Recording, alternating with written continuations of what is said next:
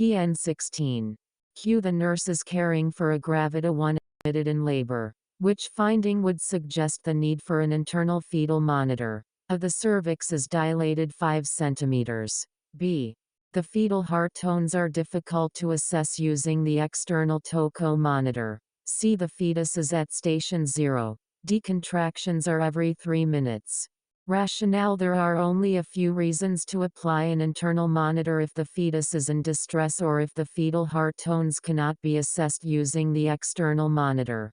Answer A is incorrect because cervical dilation is not a reason to apply an internal monitor.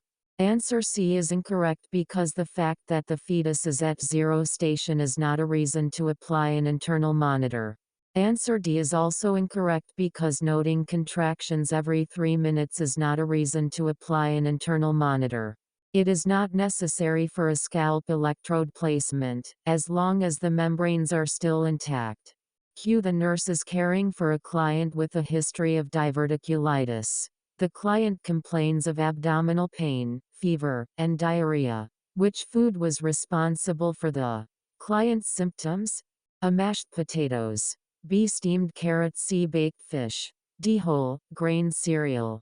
Rationale: symptoms associated with diverticulitis are usually reported after eating popcorn, celery, raw vegetables, whole grains, and nuts. Answers A, B, and C are incorrect because they are allowed in the diet of the client with diverticulitis. Q. The nurse is caring for a client with laryngeal cancer, which finding ascertained in the health history would not be common for this diagnosis. A. Foul breath. B. Dysphagia. C. Diarrhea. D. Chronic hiccups. Rationale: diarrhea is not common in clients with mouth and throat cancer. All the findings and answers A, B, and D are expected findings. Q. The nurse is discussing discharge plans with a 30-year-old client who has sickle cell disease. Assessment findings include splenomegaly. What information obtained in the discussion would cause the most concern? The client A. Eats fast food daily for lunch. B. Drinks a beer occasionally. C. Sometimes feels fatigued. D. Works as a furniture mover. Rationale: a client with an enlarged spleen has an increased risk for rupture, therefore, heavy lifting would be contraindicated. Answers A, B, and C would not be a cause for a concern because of the enlarged spleen. Q. The doctor has prescribed a diet high in vitamin B12 for a client with pernicious anemia. Which foods are highest in B12? A. Meat, eggs, dairy products. B. Peanut butter, raisins, molasses. C. Broccoli, cauliflower, cabbage. D. Shrimp, legumes, bran cereals. Rationale: meat, eggs, and dairy products are foods high in vitamin B12. Answer B is incorrect because peanut butter, raisins, and molasses are sources rich in iron. Answer C is incorrect because broccoli, cauliflower, and cabbage are all sources rich in vitamin K. Answer D is incorrect because shrimp, legumes, and bran cereals are high in magnesium. Q. Which technique or method is used to determine whether or not the patient has an irregular pulse? A. Apical pulse. B. Inspection. C. Auscultation. D. Percussion. Rationale: auscultation is listening to the sounds of the body, particularly the apical pulse for rate and irregularity, using a stethoscope. Inspection is the purposeful and systematic visual inspection and examination of the client. The palpation technique employs the nurse's sense of touch. Percussion is performed by striking the client's body in order to determine what sounds and vibrations their body will produce.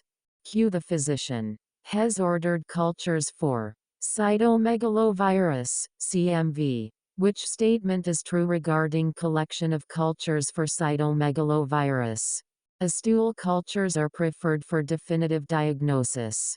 B. Pregnant caregivers may obtain cultures. C. Collection of one specimen is sufficient. D. Accurate diagnosis depends on fresh specimens.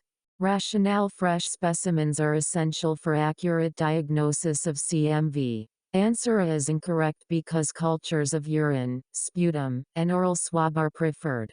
Answer B is incorrect because pregnant caregivers should not be assigned to care for clients with suspected or known infection with CMV. Answer C is incorrect because a convalescent culture is obtained 2-4 weeks after diagnosis. Q. The nurse is applying a transderm nitroglycerin patch to a client with angina. When applying the patch, the nurse should A. Shave the area before applying a new patch. B. Remove the old patch and clean the skin with alcohol. C. Cover the patch with plastic wrap and tape it in place. D. Avoid cutting the patch because it will alter the dose. Rationale. Transderm nitro is a reservoir patch that releases the medication via a semi-permeable membrane. Cutting the patch allows too much of the drug to be released. Answer A is incorrect because the area should not be shaved because it can cause skin irritation. Answer B is incorrect because the skin is cleaned with soap and water. Answer C is incorrect because the patch is not covered with plastic wrap.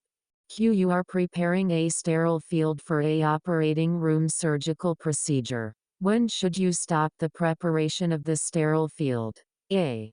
When you have placed a sterile item only 1 inch and not 2 inches from the edge of the sterile field. B. When you have completely finished the field. You cannot stop the setup until it is all done. Cyrillic letter S. When you have accidentally poured a sterile liquid into a container that was on the sterile field. D. When you turn your upper body only away from the field because the surgeon calls your name. Rationale. You must stop the preparation of the sterile field and begin all over again when you have turned your upper body away from the field because sterile technique has been violated and the sterility of the field has been broken even when one turns away from the sterile field even for a second. Sterile items must be placed within 1 inch, not 2 inches from the edge of the sterile field. Lastly, sterile solutions can be poured into sterile containers on the sterile field without breaking the techniques required according to surgical asepsis. Q. The nurse is teaching an obstetrical client regarding the appearance of edema in the last trimester. Which statement by the client indicates a need for further teaching? A. I need to drink 6 to 8 glasses of water a day. B. I can expect to have edema of my feet and ankles. C. Edema of my face and hands is a normal occurrence. D. It's important for me to avoid prolonged standing. Rationale. Edema of the face and hands is not a normal occurrence in pregnancy, therefore, the client needs further teaching. Answers A, B, and D indicate that the client understands the nurse's teaching, therefore, they are incorrect.